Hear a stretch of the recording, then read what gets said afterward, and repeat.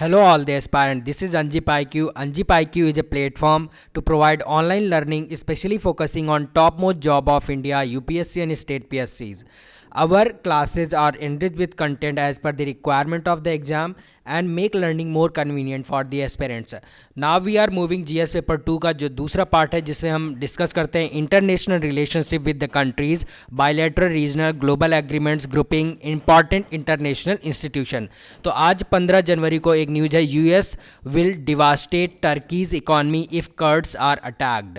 USA का जो mister Trump है उन्होंने बोला है कि वो टर्की की इकॉनमी ख़राब कर देंगे अगर उन्होंने कर्ड्स के ऊपर अटैक किया। तो इसका बेसिकली अगर बैकग्राउंड देखें तो जब आईसिस का वॉर हो रहा था तो उस टाइम में क्या है, जो कर्डिश फोर्सेस थी जो बेसिकली टर्की में भी रहती हैं, कुछ पार्ट सीरिया में भी वो रहते हैं और कुछ एरिया जैसे आपके इराक में भी वो रहते हैं कर्ड्स।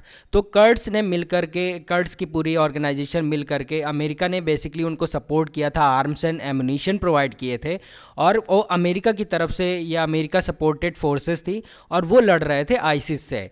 तो ये एक बैकग्राउंड न्यूज़ हो गई। आईसिस मतलब एक तरह से यूएसए के साथ मिलकर कर्ड्स लड़ाई लड़ रहे थे, तो एक तरह से उनका एक रिलेशनशिप बना हुआ है। तो इस वजह से यूएसए के जो मिस्टर डोनाल्ड ट्रंप है उन्होंने बोला कि अगर कर्ड्स के ऊपर अटैक हुआ तो टर्की की इकॉनमी ढहा देंगे। अब कर्ड्स की जो डिमांड हमेशा रही है कि उनको एक कुर्दिस्तान बनाना है, ठीक है, कुर्दिस्तान बनाना है जहाँ पे उनके सारे कर्ड्स रह सकते हैं, ठीक है।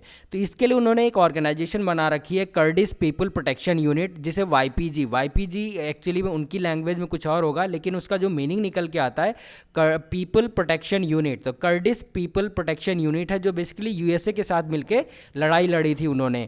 अब इसमें क्या टर्की का इन्वॉल्वमेंट क्यों होता है, क्योंकि टर्की में मोस्ट ऑफ द कर्ड्स रहते हैं और वो डिमांड कर रहे हैं एक सेपरेट नेशन के लिए। तो ये टर्की के लिए प्रॉब्लम खड़ी हो जाती है कि जब यूएसए सपोर्ट करता है तो टर्की पूरी तरह से कर्ड्स के ऊपर अटैक नहीं कर सकता है। डिस्पाइट दैट कर्ड्स या जो टर्की है वहाँ पे अर्डोगन है वहाँ के जो प्रेसिडेंट, वो ऑलरेडी बहुत ज़्यादा परसिक्यूशन कर चुके हैं कर्डिश फोर्सेस का और वो उनको मानते हैं टेररिस्ट, क्योंकि वो उनको नाम देते हैं कर्डिस्तान वर्कर पार्टी PKK, क्योंकि वहाँ की लैंग्वेज में PKK कुछ और होगा और इसका जो मीनिंग निकल के आता है कर्दिस्तान वर्कर्स पार्टी। तो ये एक तरह से वो टेररिस्ट ऑर्गेनाइजेशन टर्की मानता है, तो उनके साथ में जो रिलेशन है वो सही नहीं है।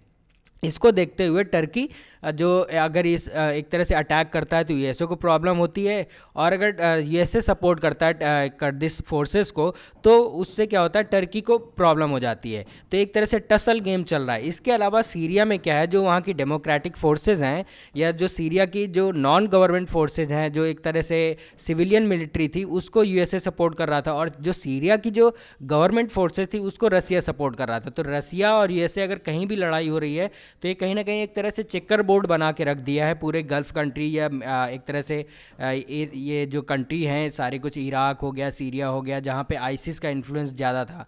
तो यहाँ पे क्या कहीं ना कहीं रसिया और यूएसए का कुछ ना कुछ अपना इंटरेस्ट होते हैं, जिस वजह से दोनों लोग एक दूसरे कंट्रीज़ को सपोर्ट करते रहते हैं। तो अब यहाँ पे क्या हुआ कि यूएसए ने क्या है, वहाँ की जो डेमोक्रेटिक फोर्स है, सिविलियन मिलिट्री थी, उसको सपोर्ट कर रहे थे और सीरिया की, राइट, और सीरिया की जो गवर्नमेंट फोर्सेस थी उसको सपोर्ट कर रहा था रसिया। तो यूएसए वहाँ पे जो कर्द फोर्सेस हो गए, जो सीरिया को हो गया, या फिर आईसिस के खिलाफ लड़ने के लिए जो एयर सपोर्ट प्रोवाइड कर रहा था कि एयर जो सपोर्ट है वो पूरा यूएसए देखेगा, बाकी जो डायरेक्ट अटैक के लिए है कर्द फोर्सेज हो गई और सीरिया की जो सिविलियन मिलिट्री हो गई वो लड़ाई लड़ेगी।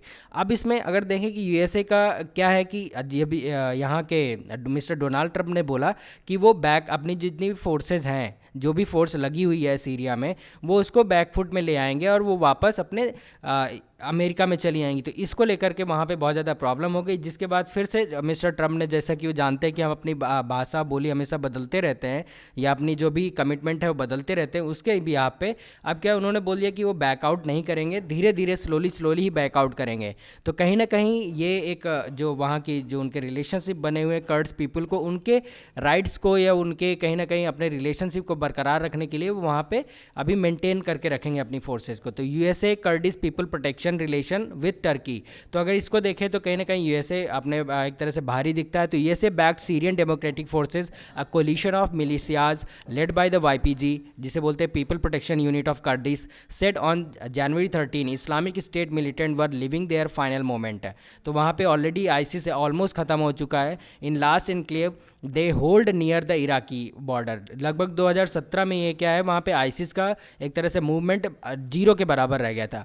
अब यूएसए टर्की कर्डिस्तान वर्कर पार्टी है, उसमें टर्की का कहना है क्या है कि ये कहीं ना कहीं उनके इंक्रोचमेंट है उनके टेरिटरी में, उनकी ऑटोनॉमी में, उनकी सॉवरेंटी में। तो Turkey expect the US to honour our strategic partnership and doesn't want to be the like shadowed by terrorist propaganda. तो वो कह रहे हैं कि किसी भी तरह के वो टेररिस्ट प्रोपेगेंडा को सपोर्ट नहीं करेंगे, और जो यूएसए और टर्की का एक तरह से स्ट्रेटजिक पार्टनरशिप है उसका कहीं ना कहीं वायलेशन हो रहा है। Turkey has swept YPG fighter from Syria Afrin region. Afrin region अगर मैप में देखें तो ये आपका जो किलीस पड़ता है, अलेप्पो पड़ता है, इसके बीच में यहाँ पे पड़ता है। तो यहाँ पे जितनी भी कर्डिश फोर्सेस थी इसको यहाँ पे टर्की ने कहीं ना कहीं इनके जो फोर्सेस हैं इनको एक तरह से यहाँ पे लड़ाई लड़ी और जिसके हिसाब से उन्हें ख़त्म किया गया। तो टर्की हैज़ स्वेप्ट मतलब एक तरह से ख़त्म किया YPG fighters from Syria's Afrin region and other areas west of Euphrates river. तो यहाँ पे जो इधर साइड में वेस्ट एरिया है, यहाँ पे बेसिकली ये यूफ्रेटस रिवर यहाँ तक आती है, ठीक है। ये यूफ्रेटस रिवर हो गया, यहाँ पे टिग्रिस रिवर हो गया। तो यूफ्रेटस रिवर के आसपास यहाँ पे जितनी भी एक तरह से कर्डिश फोर्सेस थी उसको ख़त्म किया टर्की ने, क्योंकि ये माना जाता है कि कहीं ना कहीं आईसिस को बढ़ावा देने के लिए टर्की का इन्वॉल्वमेंट रहा है। लेकिन ये अभी तक बाहर खुल के ज़्यादा बात नहीं आई है। अब इसमें ये वाईपीजी फोर्सेस को ख़त्म करने का ये भी था कि वाईपीजी फोर्सेस ख़त्म होंगी तो आईसिस का जो है बढ़ावा और ज़्यादा मिलेगा, और ज़्यादा डिवास्टेशन करेंगे। तो इसमें आफरीन रीजन हो गया, यूफ्रेटस रिवर के पास पड़ती है। Military campaign over the past 2 year, 2 सालों में उन्होंने बहुत ज़्यादा वाईपीजी फाइटर्स को स्वेप्ट किया है, एक तरफ ख़त्म किया है। It is now threaten to strike east of the river. अब ईस्ट ऑफ द रिवर है मतलब कि यहाँ पे जो अटैक करेंगे अल रक्का और ये सनलुफा और गाजियानटेप में, इधर एरिया में क्या है बहुत सारे कर्दिश पॉपुलेशन रहती है, वहाँ पर ख़त्म करेंगे। तो ये उनका कहना है, जिसको लेकर के यूएसए एक तरह से उससे डिनाई कर रहा है, उस एक तरह से कंट्रास्ट में है, उसके खिलाफ खड़ा हुआ है। और यूएसए ने बोला कि अगर ऐसा होता है तो वो टर्की की इकॉनमी ढा देंगे, क्योंकि लास्ट अभी रिसेंटली में ये हुआ था कि जो टर्की की जो करेंसी है वो बहुत ज़्यादा डाउन करेगी due to the sanction of the USA and all. तो एक वो उसका जो इफेक्ट, अब ये न्यूज़ क्यों डाली गई, क्योंकि इसका इफेक्ट इंडिया पे भी पड़ता है। जब टर्की की करेंसी डाउन कर गई थी तो इंडिया की भी करेंसी बहुत तेज़ी से डाउन कर गई थी, ठीक है। तो अगर यूएसए इस तरह के इंटरवेंशन करता है तो इंडिया पे भी इफेक्ट पड़ गया। इसका एक ग्लोबली इफेक्ट पड़ता है, अगर टर्की की इकॉनमी डाउन कर गई तो इंडिया की इकॉनमी में इफेक्ट पड़ेगा। तो जहाँ तक है इंडिया का ये एक स्टैंड हो सकता है कि इस तरह की लड़ाई ना हो।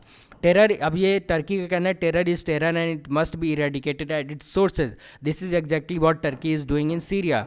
तो एक तरह से उनका कहना है कि टेरर इज़ टेरर है और उसे ख़त्म करना चाहिए, लेकिन टर्की यही चीज़ सीरिया में कर रहा है। तो ये हो गया एक तरह से इंटरनेशनल न्यूज़ का एनालिसिस, जिसका इफेक्ट इंडिया से भी लिंक किया जा सकता है इकोनॉमिक लेवल में। Thank you for the watching this.